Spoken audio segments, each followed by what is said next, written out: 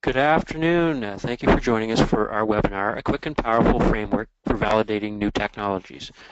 My name is Ryan Reed, and I'm with BioNB.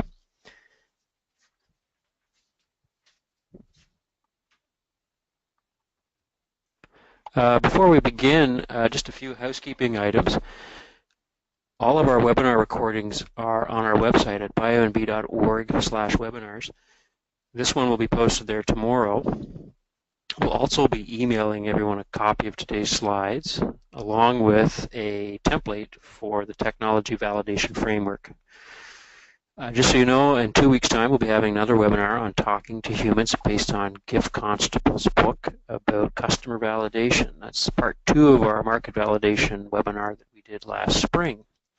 So we're hoping to have everybody join us in 2 weeks' time on December 7th. Today, we'll be doing our presentation, and we'll save questions until after we're finished the presentation. But if you have a question at any time, please enter it. Just type it into the questions tab, which you'll find on the right side of your screen in the panel for the webinar. So feel free to submit your questions anytime, and we'll get to them after Jen and I finish the presentation. At this point, I'm going to hand the mic over to my colleague, Jennifer O'Donnell, who's also co-presenter today on the webinar. Hi everyone. I thought I'd just start out with a little bit of information about BioNB. Some of you may not be familiar with us. We're a not-for-profit and non-government agency, and we've been in business here in New Brunswick since 1996. Our main office is based here in Fredericton. So we call ourselves the voice of the bioscience sector in New Brunswick. So our mandate is all about anything we can do to support the sector and create new economic development in the province. So we see great opportunities here around our natural resources. We have great resources and expertise and companies around our agricultural sectors, forestry, marine, med tech, and health sciences. And we work to support development in those areas. So day to day, we're working with about 40 different clients and startups right now. A lot of our work is coaching and mentoring and offering business development support to those clients. Anything we can do to help folks who have technologies that can be commercialized, help them along, get them to the next stage, and help them grow their businesses. We also work to advocate for the sector as a whole, to look at what supports they might need and try to raise its profile. And part of that is encouraging people to start businesses or encouraging people to locate here and bring their businesses to New Brunswick. And we have a team, a combination of business and science expertise in our office. So we've got technical backgrounds in lots of different things as a collective, kind of in genomics, in food science, in agriculture, biotech, and we've also got a lot of business marketing and IT expertise in our shop. So basically, if you're working in this sector and we don't know you already, please get in touch with us. We'd like to know more and figure out how we can help support you better. And just a little bit about me. I have my training is in biochemistry and molecular biology, and I work here as a pre-commercialization development officer, meaning that I primarily work with companies and technologies that are at the pre-commercial stage. And my technical background is in, I did some work in proteins and enzymes as a student and came to Fredericton and worked with a couple of startups, primarily in crop biotech areas. So around here I contribute by working with the clients, delivering some of the programs we have at our disposal, and also just doing research and identifying opportunities for the assets and R&D that we have here in New Brunswick, and helping them along by doing networking and trying to build a cluster here. And so I'm going to hand it over to Ryan. He's going to tell you a bit about himself, and then we'll get into the validation framework. Yes, again, my name is Ryan Reed, and I work on the business side here at BioNB. I work directly with the clients. We have about 40 startups we're working with currently, and I help them coaching on business planning, business development, the commercialization side. In my background, I've actually worked in 3 startups, so I really enjoy being on the side of being the coach rather than being involved on the day-to-day.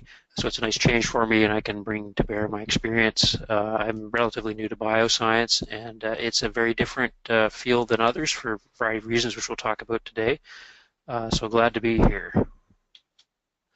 So we're going to talk today about the validation framework that BioNB put together, and we actually built this framework we're going to show you this summer. But it was based on work we've been doing over the last half dozen years. And we decided to put it down on paper so that we could work with clients and address some key issues that kept coming up. And we typically work with researchers and entrepreneurs who have an idea or a new technology in the field of bioscience, for example, a pharmaceutical, nutraceutical, medical device, an extraction process. We run the whole gamut of the bioscience field in this province, so we see a lot of different people. There's some fantastic ideas out there, but oftentimes there's a lot of focus on the idea, and what's ignored are all the other aspects that need to be considered when you're going to commercialize a product. So pure research is one thing, but applied research, research and development with a commercial aim, you've got a lot of things to consider, and that's what we built this framework to. The idea is really important. That's a great start, but if you're going to commercialize, you've got to consider many other things. For example, is there a customer out there that's going to buy this?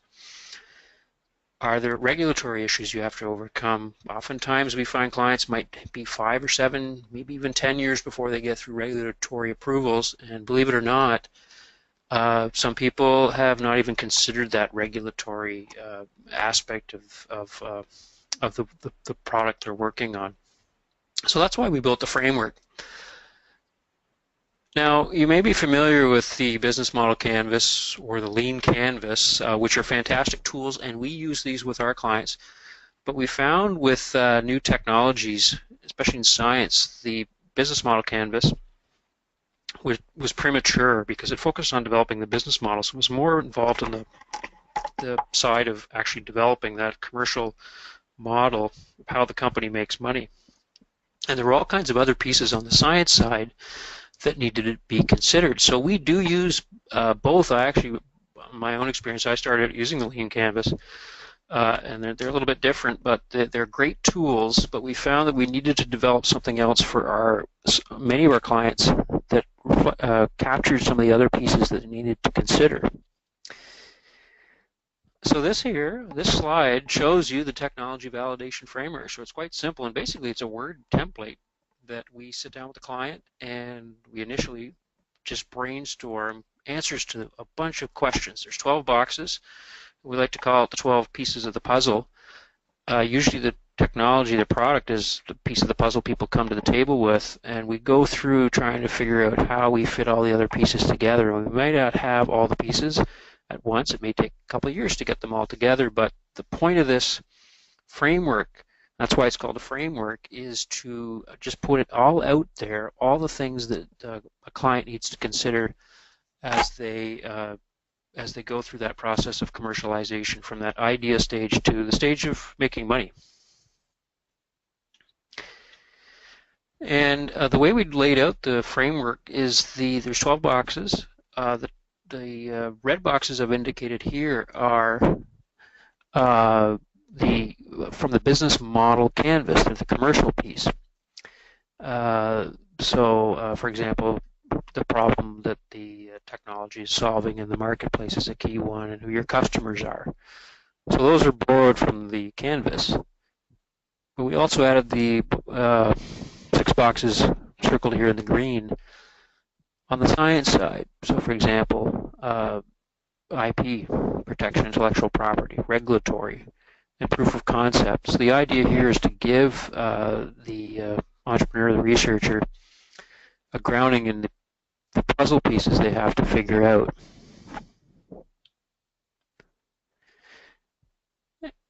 And we still believe that the business model canvas is a key piece of the puzzle when you're commercializing a product. But where the technology validation framework is useful is at that early science validation, that technology validation stage. If you think of the time arrow at the bottom as the continuum from which the company passes through, the framework is often what a client will start with, and they'll move towards using the business model as they move into that commercialization stage. So there's two aspects. There's the product validation uh, phase, and there's the market validation phase. Now, that doesn't mean that both of these tools can be used in parallel or that you could switch back and forth. It just depends. This is like any startup, is an iterative process. So the framework, again, we're going to send this out as a Word templates, and we're going to go through an example here to explain how it all works. We have clients, like I said, we sit down with the client and do an initial brainstorm and identify the key areas that need to be worked on. Clients have printed this out like the business model canvas and hung it on the wall and used sticky notes as they've iterated over time. This is not designed to be the plan from the get-go. It's to capture information and update it as you progress through that commercialization journey. We've had clients who use it in Google Docs. We've imported it into Google Docs so that they can share it, and this lets everybody remain on the same page. So we've been using it for the past 4 or 5 months with our clients, and we've had great success with highlighting the pieces that people need to work on. So at this point, Jen's going to go through an example of a client that kind of mimics what we often see and demonstrate how we actually use the framework. Thanks, Ryan. So yeah, we came up with a fake company, kind of just imagine a technology as a concrete example to work through the different boxes in the framework and try to explain to you how we see them and how we fill them in and how it's useful. So the fake company we came up with is called Seafoam Materials. So they developed a really exciting technology. They were all about algae and what they could do with seaweed and kelp and things like that. So they developed a process. Just imagine a big piece of equipment that you feed seaweed in one side, and out the other side you get amazing biomaterials with tons of applications that everyone wants. So basically they engineered some piece of equipment that is going to process the seaweed into some kind of really concentrated sludge, and then another piece of equipment is going to convert that sludge into materials like foams and packing peanuts, styrofoam, cushions in furniture, all kinds of things. So they think this is an amazing technology. It's got tons of useful things about it. They think the economics work out. They've done it at a pilot stage in their lab. They're looking to scale up, and we really want them to go through this framework and make sure that everything they've planned out seems sound and what they need to address to keep on going. Oops. Okay, so starting on the framework in the top left-hand corner, this is a bit of a repeat what I already said. This box is all about the technology. So what is your product? What is your technology? What are its features? What does it do? And it's really important to think about whether it's novel. You might be the only person in the world doing this, but you should really, really think about that critically and do some research to make sure that you're sure you don't have any competitors, or at least being aware of who your competitors might be, or you're not going down a path that's already been traveled. So in our example, they're pretty sure they're the only ones in the world doing this with seaweed to make foams and biomaterials and things. So that is a good first step for them. The second part of the framework is all about the problem that your technology solves. So this is really important too. People get really excited about doing research and developing things that are new and really creative and innovative. But if they're not addressing a market, if they're not solving a problem for someone who wants to purchase it from them, that's not going to be a great business model. So looking at our seafoam company, they've thought about this. They believe that these materials, since they're made from biomass, are going to be sustainable. They're going to replace some products that are out there that are made from, petroleum products. So that's a great thing. Customers might be interested in making products that are greener than what they usually use. So think of cars that use sustainable materials in the cushions in their seats or things like that. And the other problem they think they have an advantage on is just that they have this great technology to remove all this water weight out of seaweed and process it and make these great biomaterials. So they think they have an advantage there that no one's ever done this kind of thing before. So the third thing we look at in the framework is who their possible customers were. I think you're going to do this one. Yes, this is a really important one. When you're commercializing a product, you want to understand that you actually have somebody who will buy your product. We do find that people make an assumption about who the customer would be without even having talked to them, and that's okay to do at the start, but it's really important to identify who potential customers are, not to be too narrow in your focus. We try and ask clients to consider customers in other industries, other potential applications, for example, platform technology that could be used in different applications. So this is a really important one, and it will evolve over time. So the key message here is it's okay to make an assumption at the start, but you're going to have to validate this over time. And this is more a part of the business model canvas, but we do want people to make sure that they do consider the commercial aspect right from the get-go. And the Seafoam gang did identify these following industries as potential applications, but they do need to do some validation work on that piece. So next is the all-important proof of concept. Does your technology or processes actually work? Does it make sense? Can you actually do it in the real world or produce your product? So you really need to think about all the steps that go into this, all the partners you need, which we'll get into that later. But you either need to have done it already or have a solid plan on how you're going to prove your technology works. So for the Seafoam company, they've made good steps in their proof of concept because they've actually done it in the lab. They've taken several times, they've taken 100 pounds of seaweed and converted it to a bunch of products. They've had those products tested. They think that they don't have any toxins in them. They're nice and, they have great properties for industry. So at least the proof of concept is there. And we'll talk a bit later about actually scaling up those kind of things. Next is product development. So what is your plan to develop the product? Maybe you've made a prototype, but how are you actually going to develop this into the scale you need to address the market that you want to address? In this example is a little bit different because it's kind of, they're making a product, but they're also making the equipment to make the product. So these guys, they have drawn up some plans for the next scale up of their technology, and they think there's some stuff out there that can be modified. It's already available, but can be modified to use to make their biomaterials.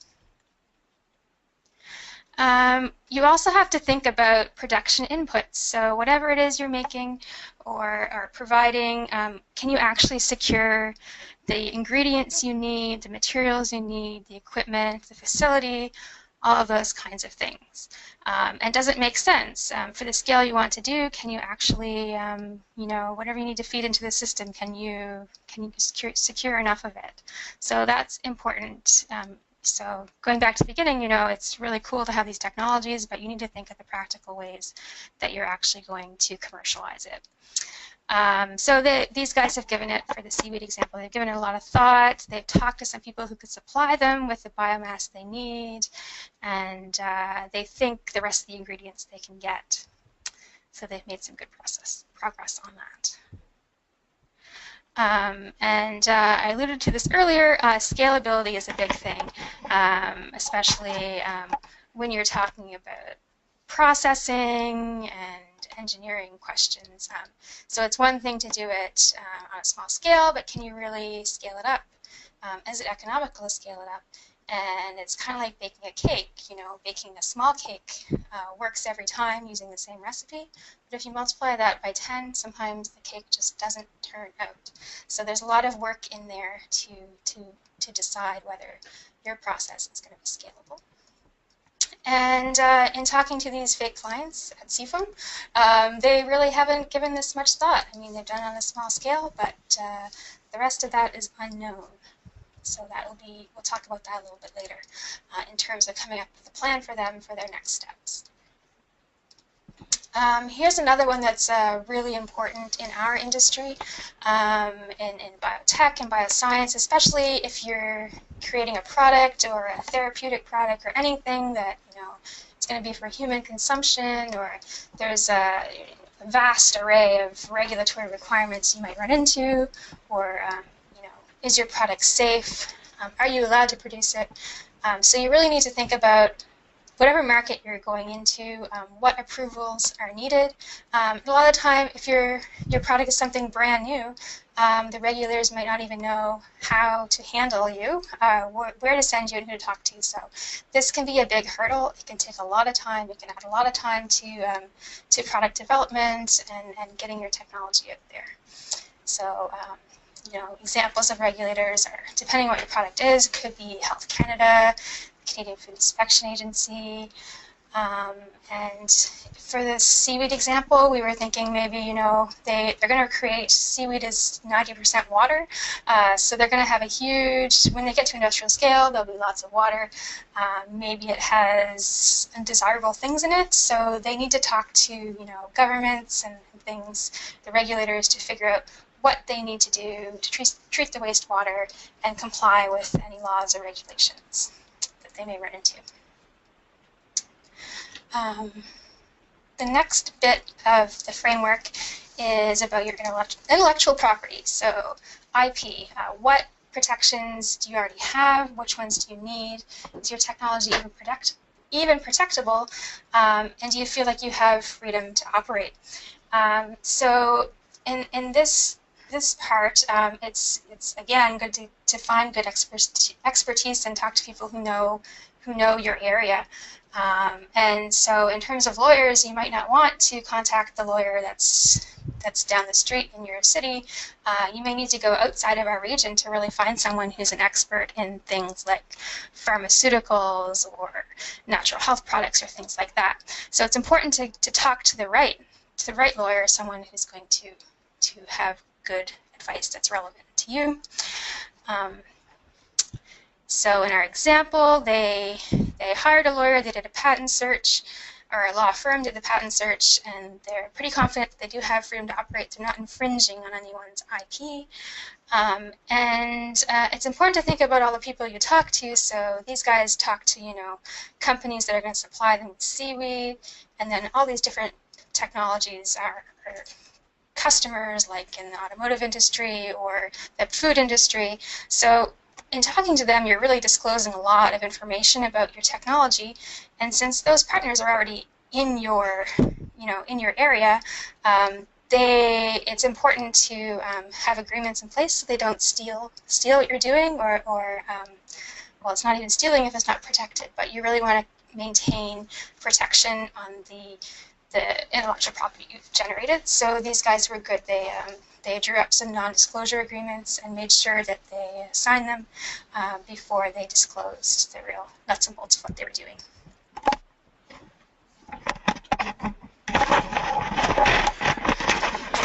So it takes a village to commercialize a product, and you often don't have the people and the resources you need when you're starting out with a small team.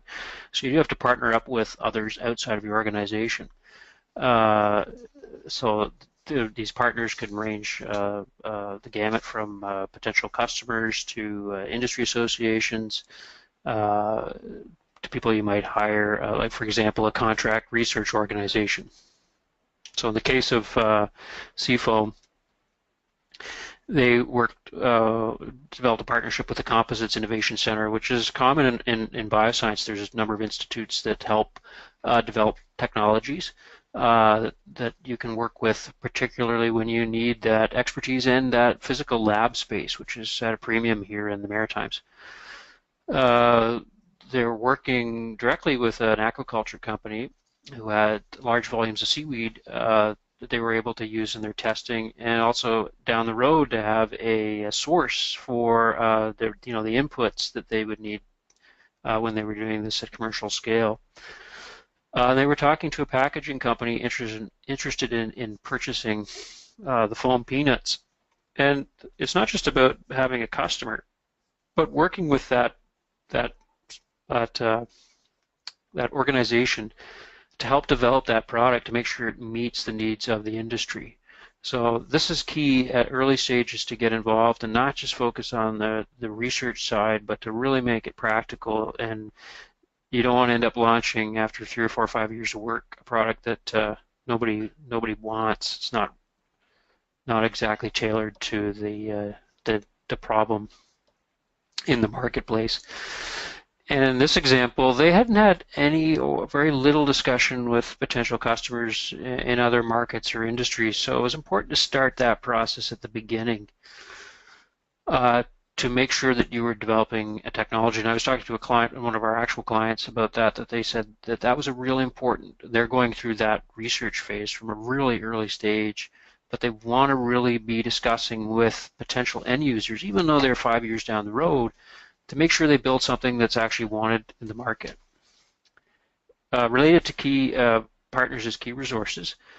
So when you think of resources, think of money, think of human resources, think of physical plant. So for example, a laboratory space, which is a common problem our clients have, finding equipment, because often it's expensive, finding people, and funding. And funding can be government money for research and then investment funding down the road. So our guys, which is common, they were able to get some interns to do some R&D through a government program.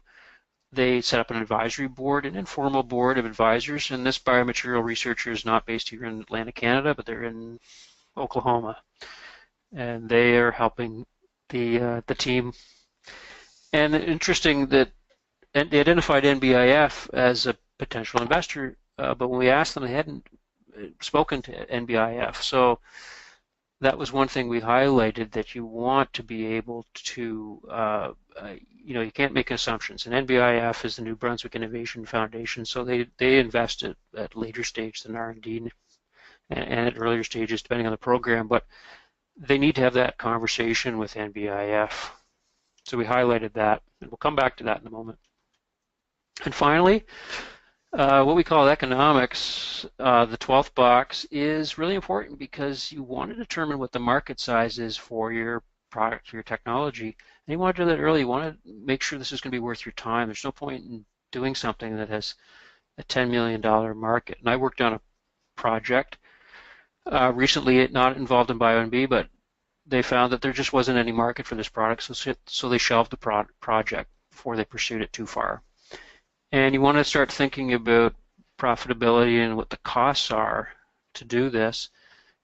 And again, it doesn't have to be perfect at the start, but you need to start thinking about these things and start figuring out how you're going to determine this, how you're going to prove this. So in this case, for Seafoam, they hadn't determined what the market size was. So they had no number.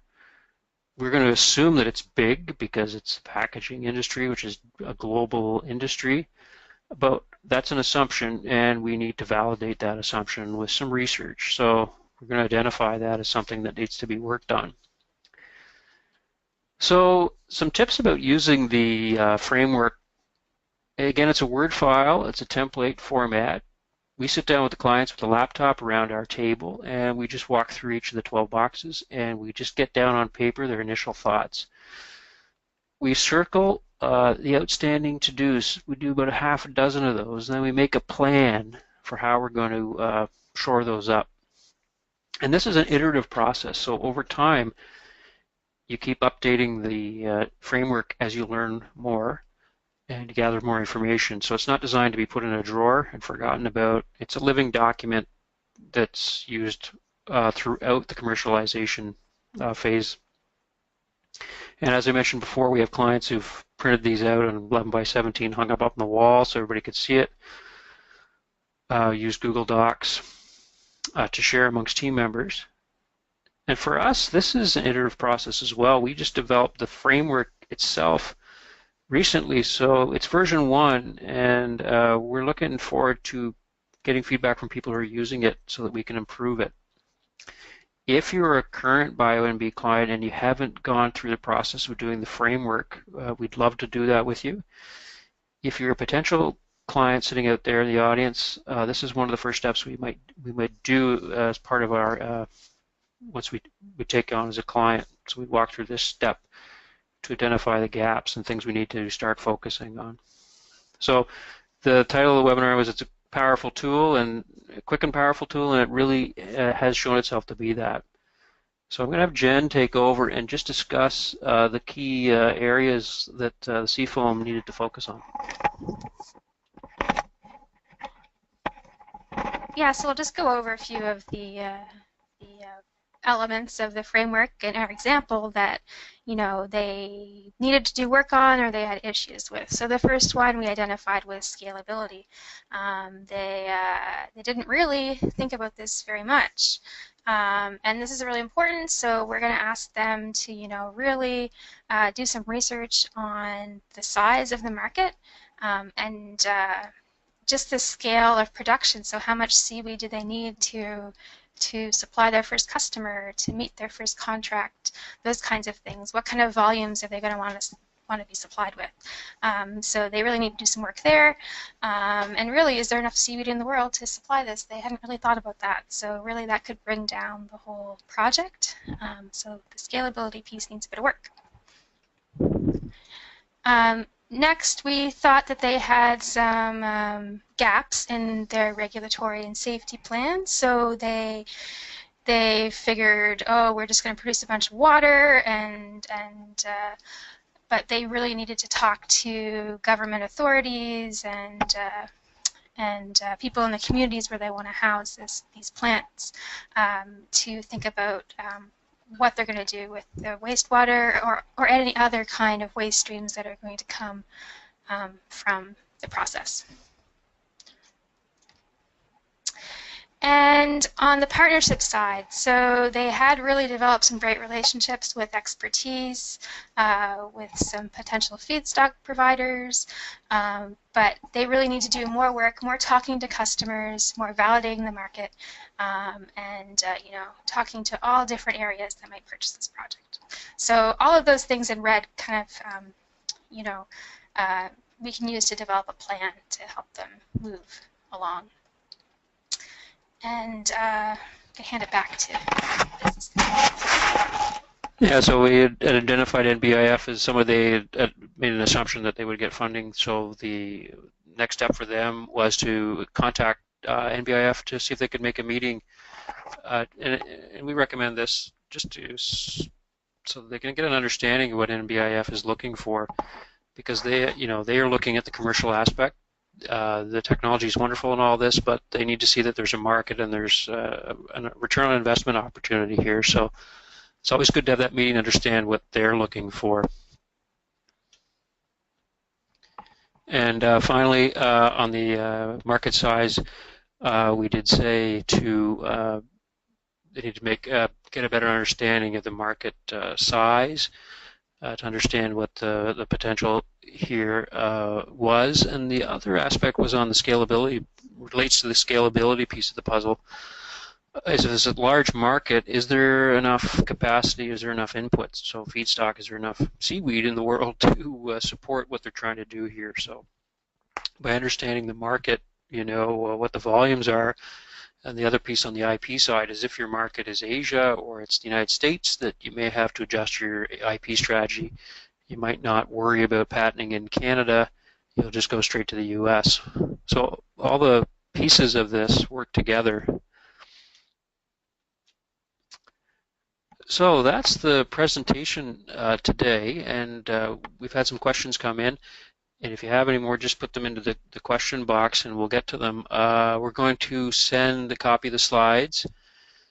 We're going to send a copy of the framework, and we'll send a link to the recording if you want to share this with a colleague. The link there, if you click on it, it'll send you to a page to download a Word version of it, and we encourage you to start using it. Go ahead and use it. If you have any questions about the framework, you can contact me there. If you're a client that's looking to use it, do the same. And if you're a potential client, contact us as well.